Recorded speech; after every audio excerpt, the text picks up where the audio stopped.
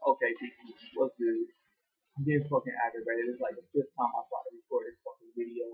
I had to do this shit on my own webcam. It's gonna take like another 2-3 hours to fucking upload.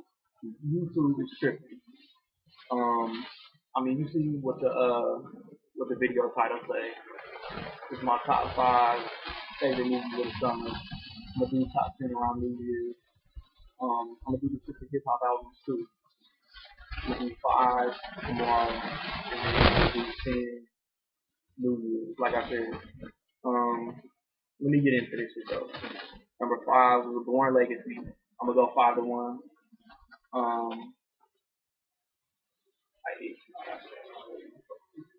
Um, The Born Legacy, like I said, it was part four. They introduced a new agent, Aaron Cross, played by Jeremy Renner, and they didn't take away from the first three.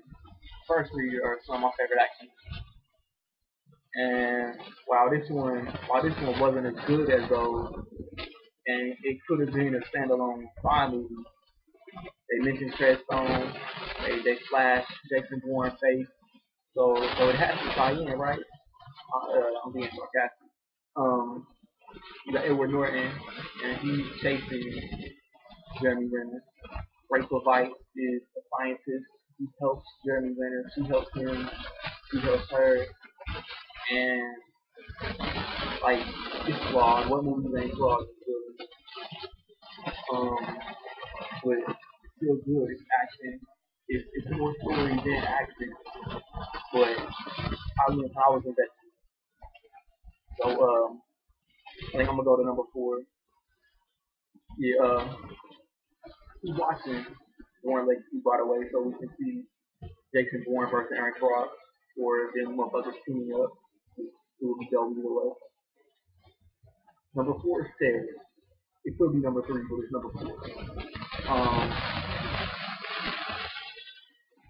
If you talking about comedy this year, this summer, and Ted is not on your list, I mean, then you tripping. You gotta stick up your ass. You must not got no sense of humor. Ted was funny as hell. And Seth MacFarlane, Family Guy creator, he he directed, he voiced Ted, he was the brains behind the comedy, basically. I know that sounds weird. Um, but it had Mark Wahlberg, it had Mila Kunis, Joe McHale. Um, it was funny, man. Patrick Warburton, and it's like, you know what I'm saying? Little boy, he wants a friend. He's a land growing up, so he wants a friend. And he wishes for his bear to come alive. It does. They grow up. They end up speaking, learning, chilling, drinking, all them live long day and shit. And he becomes, you know what I'm saying, like, he becomes selling rental cars. And Mila Kunis giving him an ultimatum. It's your homie or it's me. And ladies, if you ever give your dude an ultimatum, it's me or this. I mean, you fucked up. That's some fucked up. Word up. And it got, you know what I'm saying? It got mad shout out to the 80s. It got jokes, controversial, funny, some missing. Flash Gordon, he's now living with Brandon Routh, one other room with Superman. Hopefully until next time, Superman come back. That's another video. Um, so yeah, like said, it's funny as hell. I'm gonna cop it on Blu-ray. I recommend you do the same. Um, my number three is a movie that at the time of reviewing, I said that it was my second favorite in the series. After thinking about it a lot, I say that it's the best in the series, and that's the Amazing Spider-Man. Mark Webb come in, change the whole perspective, if you will. Andrew Garfield replaced Tobey Maguire, more realism, less cheesiness. It still had its comedy, but it wasn't like so in your face. You know what I'm saying? And the world for the Amazing Spider-Man is nothing like Christopher Nolan's Batman universe. You know what I'm saying? It had the realism aspect, but at the same time, it had the lizard. And Christopher Nolan would have never used the lizard. And I mean, that's not a knock. That's not hating. That's fact. And it was dope how on his journey to becoming Spider-Man, how Peter Parker, he went through similar shit that Tobey Maguire's Spider-Man went through, but it's different. Like same thing, different scenarios, and the way that Mark Webb utilized the origin story was tight, man. I was invested. It was dope, and I mean, I'm anticipating sequels. Hopefully, they come up with something more clever than the Amazing Spider-Man 2. Um, Hopefully, Sony and Disney slash Marvel can come up with some kind of deal to let Spider-Man get into the Avengers 2. Um, I mean, that's what it is. I mean, my third favorite movie this summer. If it wasn't for two other flicks, it could have been number one. But I mean, that's not bad. It's gross, probably more than a lot of people thought. But moving on. Now, for motherfuckers that actually like have kicked it with me, know me, been around me past 26 years, you know my favorite superhero, but that differs from my favorite superhero movies. This movie was more enjoyable. Number two, don't bug out. I'm sure that your my one and two, your one and two might flip flop. Your top five might be completely different. Is The Dark Knight Rises, and my bad man, I'm 50. Um, Bruce Wayne, Batman. He's not Batman when the movie starts, and he's dealing with what the Joker did. He's taking the fall for Harvey Dent for Two Face, and like dude broken, dude weak man. He doesn't care about being social. He doesn't care about being a billionaire, balling, stunting, showing off. Um, Gordon is also dealing with this shit. You know what I'm saying? Like he been selling a lie for like 8 years. That's the gap in between Batman 2 and 3. You know, I'm being lazy. Dark Knight Rises. That's the gap, 8 years. And then this new villain, Bane, played by Tom Hardy. He comes along, he fucks shit up.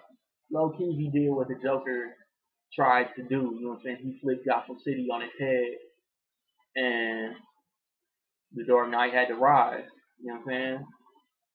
Tom Hardy, one of the best performances of the year, in my opinion. And I mean, he wasn't supposed to be the Joker. He wasn't. He didn't have the same motives as the Joker. You know what I'm saying? The Joker didn't have no motives. Bane had a purpose to fuck shit up. And then the other performances in this movie, man. Anne Hathaway shocked everybody because everybody was skeptical about her performance as Selena Kyle, and she killed that shit. She murdered that shit. And Joseph Gordon-Levitt, if you've seen the movie, you know his outcome. And I'm not mad. I'm curious to see what Warner Brothers does with Batman in the future. I mean, hopefully they watch it because Batman does not need another origin story. They need to set up Wonder Woman, Flash, Aquaman, Martian Manhunter, and then they need to make that Justice League movie. Everybody knows that's the future of DC movies. Um, yeah, and then stop giving, you know what I'm saying, Superman origin story coming. I have high hopes. I hope that shit is dope as fuck. Diggity dope. um, that's it though. And my oh wait, hold on. Michael Caine, Morgan Freeman, Marion Cotillard, all gave dope ass performances. All shut it down. I ain't even gonna speak on Matthew Modine. He could have been played by anybody.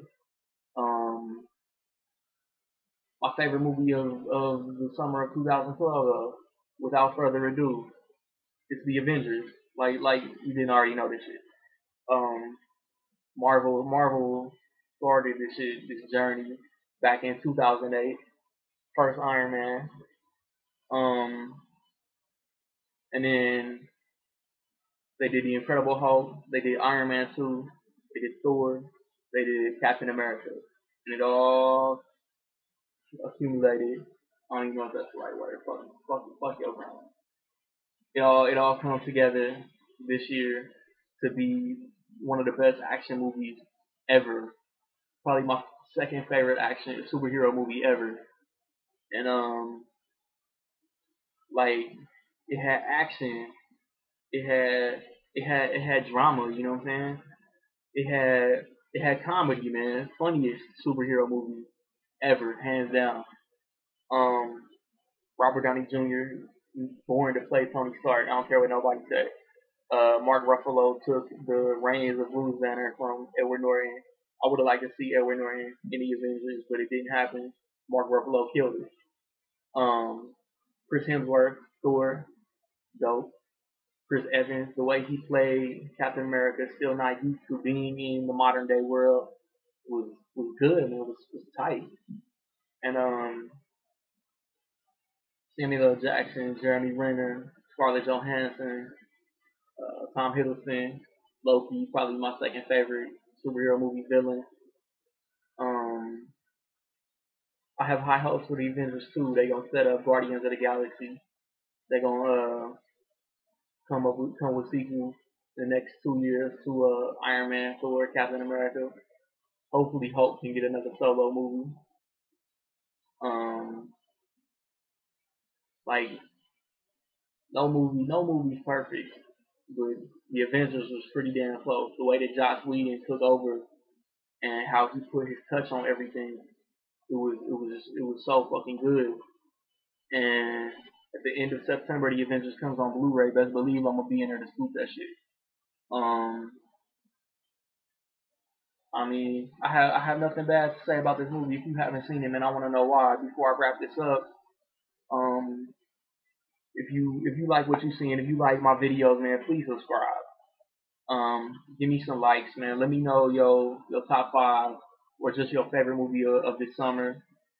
Um, stay tuned for my top five hip hop albums. Stay tuned for my NFL predictions, previews. New raps coming. If new movies ever come out that I want to go see, new movie reviews coming.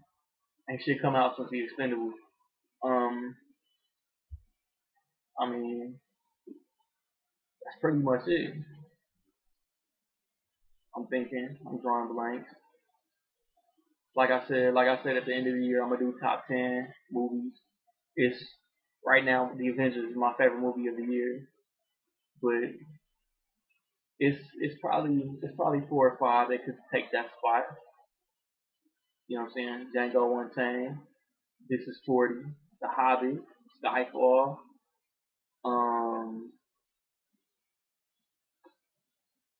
you know what I mean? Like I said, man, comment below. Let me know your thoughts. Even if you gonna be a hating ass little motherfucking bitch, holla at me.